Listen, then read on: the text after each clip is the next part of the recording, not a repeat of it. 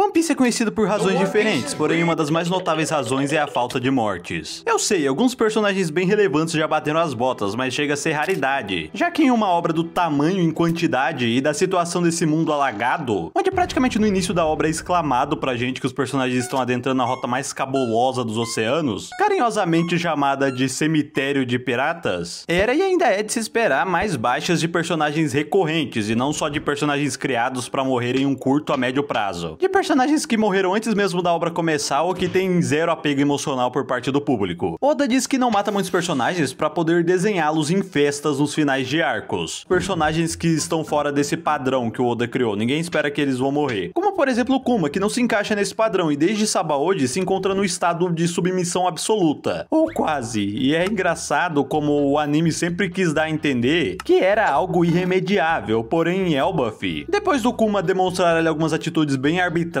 pra alguém que perdeu o livre-arbítrio, eu sou a única pessoa que consigo de verdade acalmar ele.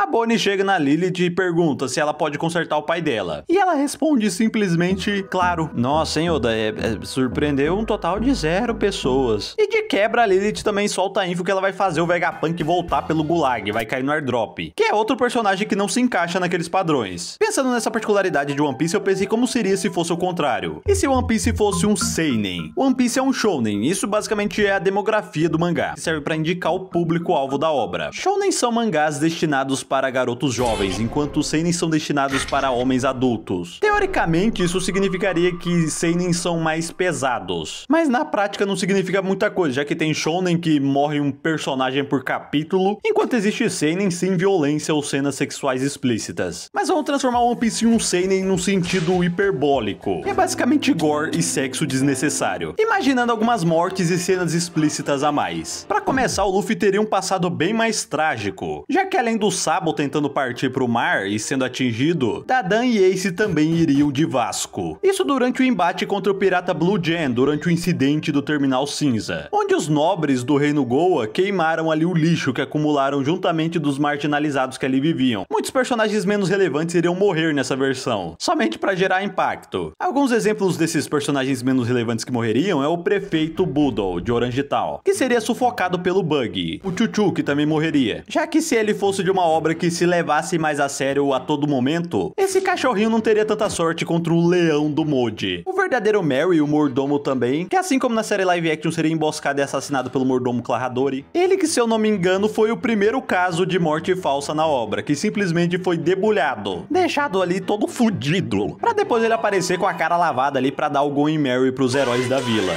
Bom, aqui ele seria que nem na série. Além dele, outro que não passaria desse arco seria o Django, que na tentativa de eliminar a Kaia, teria sua cabeça explodida pelo projétil explosivo do Soap, fazendo jus ao nome da técnica, Hisatsu Kayaku Boshi. No Baratie, Gin morreria pelas mãos do seu próprio capitão Don Krieg, apenas por não seguir uma ordem e pedir para que ele poupasse aquele que salvou a sua vida. Isso com a arma química MH5, uma bomba de gás venenoso. Consequentemente, sem o Gin para conter seu capitão, o Don Krieg, que estava ali alucinando após ser derrotado, seria finalizado pelos próprios funcionários do Baratie. Um outro personagem só um tiquinho mais importante que também morreria nesse arco seria o Zoro. Depois de 50 capítulos já tava na hora de morrer alguém relevante. E nada mais impactante e amargo do que a morte do primeiro companheiro do Luffy, contra o maior espadachim do mundo. Luffy até tentaria vingá-lo, assim como aconteceu. Luffy, ao perder 2 companheiros de uma vez só, partiria pra Arlong Park, pra recuperar pelo menos a que tá viva ainda. E se tu acha que tá estranho, relaxa que só vai piorar. Inicialmente não faria tanta diferença, já que esse foi o trio que chegou primeiro em Arlong Park. E eles amarraram o Zoro pra ele não se ferir mais, já que ele estava com ferimentos que poderiam ser mortais. Porém, o problema viria depois. No meio disso, teríamos cenas explícitas dos homens peixe fazendo tudo que você pode imaginar com os humanos dessa ilha, apenas por diversão. Um dos que rodaria nessa seria o prefeito de Kokoyashi, o Genzo, após Arlong descobrir que ele supostamente estaria mexendo com armas brancas. E quando essa antes suposição foi confirmada, Arlong, visando acabar com essa faísca de rebelião pela raiz, faria o Genzo de exemplo, amassando sua cabeça numa pilastra. O problema que eu mencionei seria na luta final, já que o Yosaki e o Johnny, que seguram o pessoal da Vila Kokoyashi, pra eles não se meterem no meio da batalha, teriam que ajudar juntamente com esse mesmo pessoal. Já que o Zoro, além de lidar com o Hachi, também foi responsável pela derrota de muitos tritões anteriormente. Mas sem ele, e claro, também sem o Yosako, que teria morrido devido à hemorragia e à infecção do escorbuto, uma doença causada pela falta de vitamina C, de qual ele não conseguiria se curar. Mas vamos considerar que o povo da Vila Kokoyashi junto do Johnny foram equivalentes àquele Zoro mortalmente ferido e ao Genzo, que ajudou o Luffy quando ficou preso lá embaixo d'água, e que eles conseguiram passar pelo Arlong. Daí tudo aconteceria de forma bem parecida até o Whiskey Peak, com a única diferença sendo a morte do Crocus, que seria explodido pela Miss Wednesday e o Mr. Nine. Nessa ilha armadilha, o Igaran, que não atendia por esse nome no momento, conseguiria amarrar todos para entregar pro governo em troca das recompensas, exceto Nami, que não desmaiou. O Luffy se soltaria facilmente e ficaria andando, igual ele faz no original, até que o Igaran se sacrificaria pela Miss Wednesday e seria incinerado pelo Mr. Five. Após a Baroque Works descobrir sobre a identidade da Vivi, princesa de Alabasta, Mr. Nine e Miss Monday também tentariam ajudar a amiga deles, tendo o mesmo desfecho do Igaran. E não tendo Zoro para defender a última meleca explosiva, o Mr. Five cumpriria sua missão, eliminando a princesa de Alabasta. E de quebra o Karu. Luffy, entendendo rapidamente ali após ver os corpos no chão, deitaria o Mr. e a Miss no cacete. Os Unlucks reportariam a situação pro Crocodile, pelo simples fato dele ter derrotado seus agentes. Agentes esses que nem chegariam a sair de Whiskey Peak, considerando o quão comum são agentes inferiores eliminarem esses agentes numerados para abrir novas vagas. Mesmo que esses sejam Millions e não possam exercer essas vagas, creio que eles fariam isso mesmo assim. Robin não se interessaria pelo Luffy, já que a grande razão para isso foi ele ter decidido escoltar a Vivi, para quem ela estava propositalmente vazando informações sobre a organização. Em Little Garden, Mr. Tree e Miss Golden Week teriam a missão de eliminar Nami e Luffy, mas eles seriam amassados, já que não teriam Mr. Five para colocar bomba no vinho do Dory. Mas mesmo assim, por mais absurdo que pareça, creio que ele conseguiria prender os dois gigantes. E a Nami também, com a sua fruta da cera. A hipnose da Miss Golden Week não funcionaria tão efetivamente no Luffy, afinal bastava o Usopp atirar nele, para ele sair do transe. Assim, a Golden Week, despreocupada, iria dormir por estar sendo inefetiva em combate. E o Mr. Tree, com toda sua prepotência, permitiria isso. O Usopp salvaria aqueles que estavam virando cera e o Luffy derrotaria o Mr. Tree. E o Sanji faria tudo normalmente, até encontrar o Eternal Pose de Alabasta, pra onde eles iriam sem ter como ir pra outro lugar. Nami adoeceria e eles passariam de boa pelo Apple.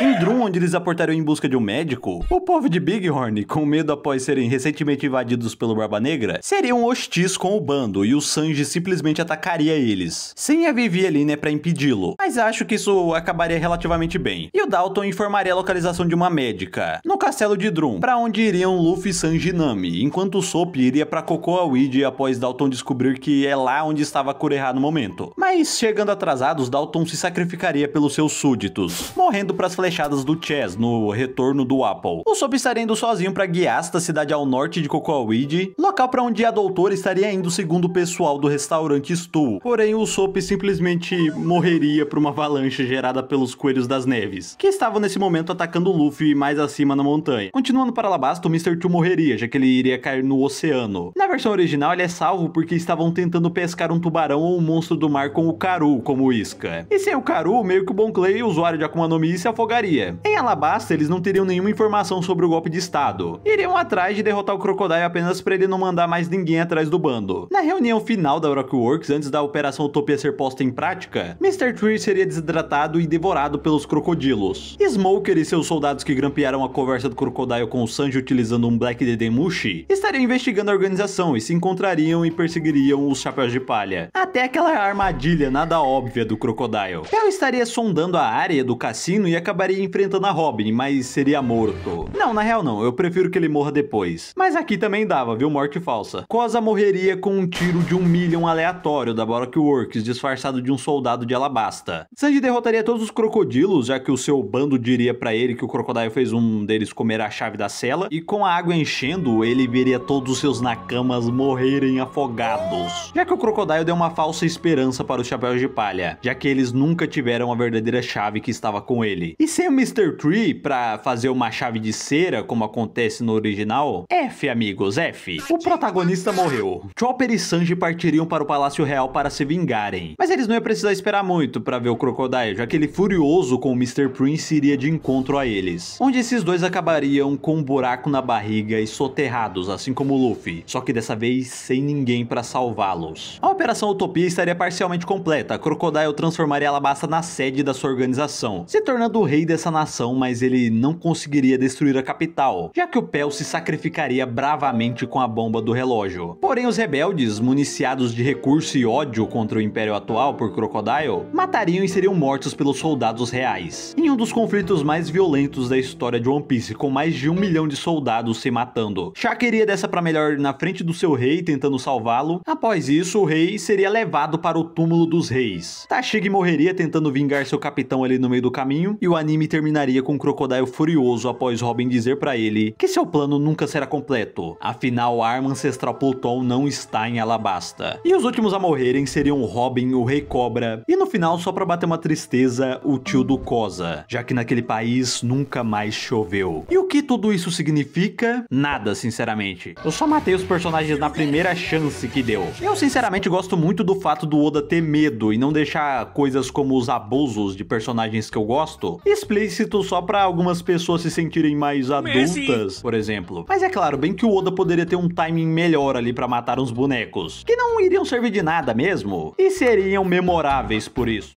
Valeu por assistir até aqui. Angel Win, Arturus Maximus, Vico, Luan Desejo, Cronos, Caio, Órgão e Música Limitada, Douglas Páscoa e Otto Wilson. Muito obrigado aí por apoiar o canal e até a próxima.